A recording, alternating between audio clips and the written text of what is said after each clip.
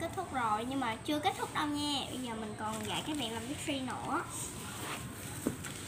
Đây là bằng cờ nha. Ngồi đây, ngồi đây. Bây giờ ấy mình quên cái này nữa, đợi mình chút nha. Stop. Chào đó. Hello. Bây giờ đây mình hồi nãy mình theo cái này. Thầy Đắng ngồi đây. Thầy Đắng đây. Giờ mình sẽ làm cái bạn nha. Cái si. Hôm nay mình hơi bị sổ mũi thôi. Mình mới chạy nước mũi này. Bây giờ mình sẽ vẽ nha. Đây, các bạn cầm từ chỗ này đến chỗ này 2 ô. 2 ô là các bạn sẽ lấy một cây thước. Ai có kéo thì các bạn cắt. Mình sẽ kéo nó to cho có tới 3 ô ha. Kéo cho tới 3 ô. Từ cái vạch trắng này kéo xuống 3 ô. Các bạn thích thì cái 4 ô hoặc 5 ô. Mình thích là mình 5 ô. Mình đập lên tường là 5 ô.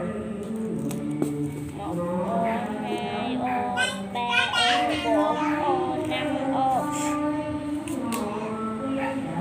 Bên đây mình cũng bây giờ bên này mình sẽ ghép lại. Cái này bị lỗi rồi nha các bạn. Mình nên là kiểu như là 3 ô.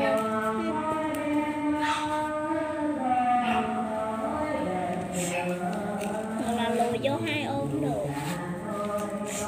3 ô. 3 ô. Ở đây cũng tương tự là 3 ô.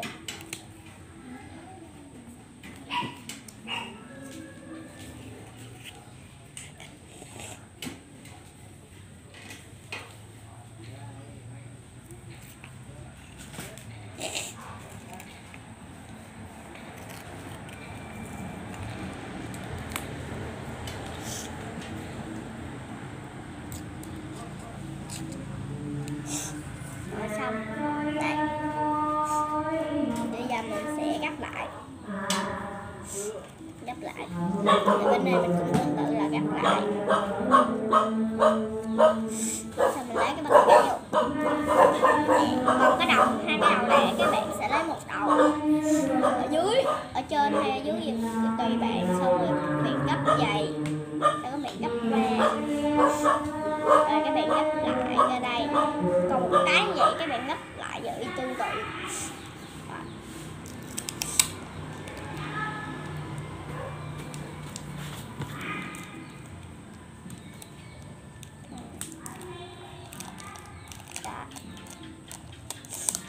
Đây nha.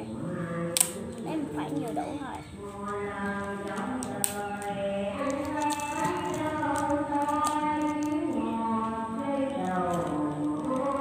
Thì mình làm không được đẹp giống mấy chị mà ở trên mà kiểu như mình với lại trên TikTok ấy. Mình không có làm đẹp giống vậy được. Mong các bạn thông cảm cho mình.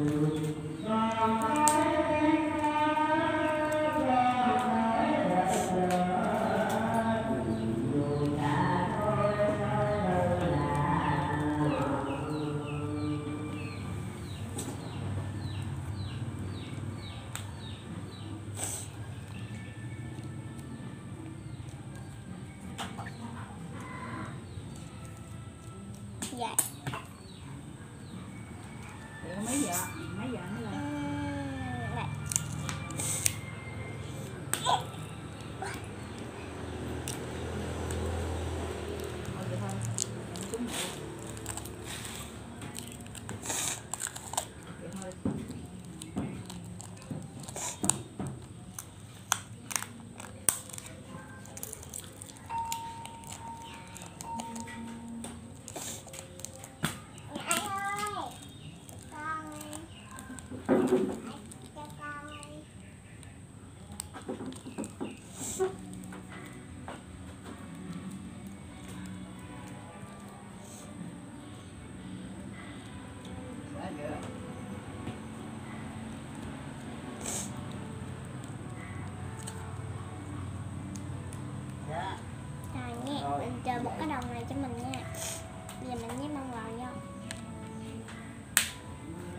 một loại to, một loại nhỏ.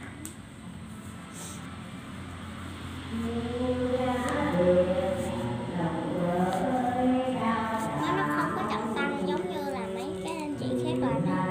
Mấy anh chị cắt làm bọc, với lại kiểu như là làm bọc với lại pussy mà kiểu như là mút, với lại mấy cái đồ mà trọng tâm để chọc mấy con gấu á.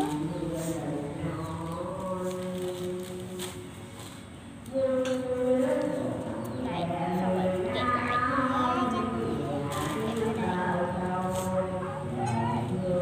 kẹp vào đây, nè, kẹp như vậy, rồi kẹp như vậy. Thì ở đầu dưới á, mình làm sao á, mình làm như vậy. Có khác cái một bước đó chính là nhét bông gòn vô.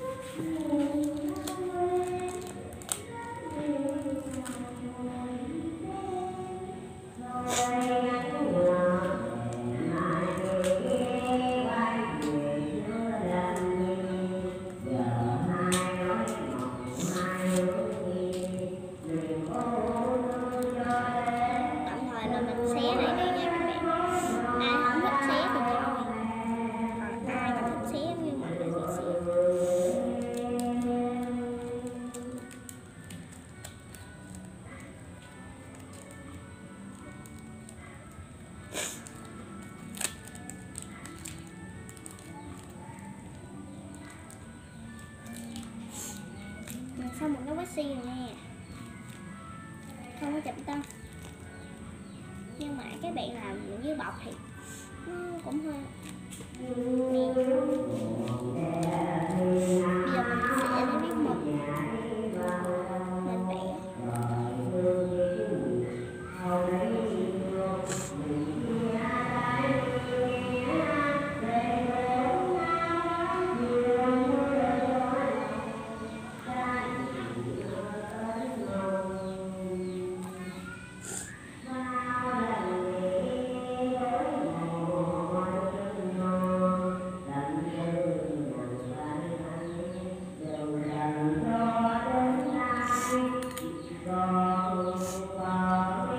Quay nặng máy. Cười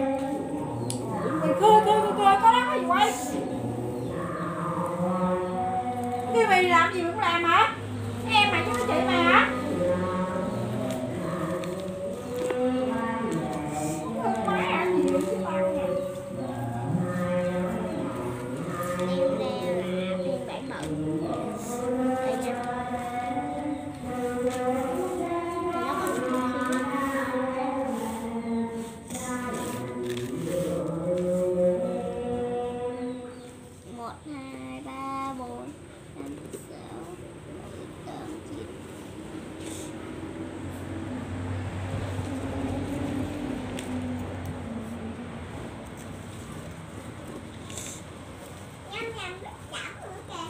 Cái bé mới kìa.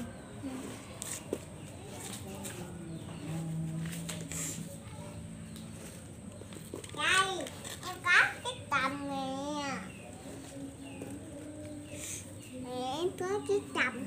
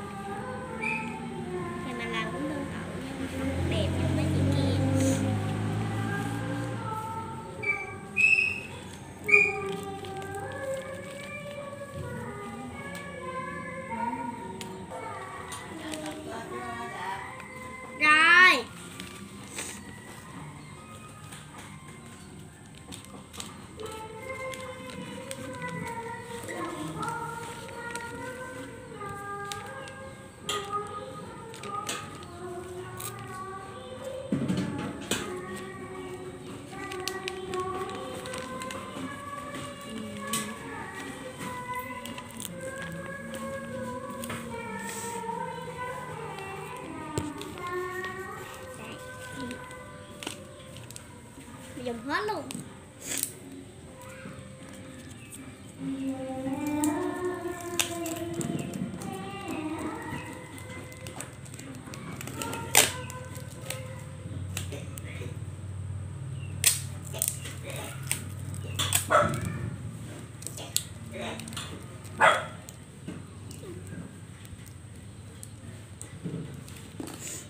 Cái này hơi lâu quá nha các bạn nhắn coi.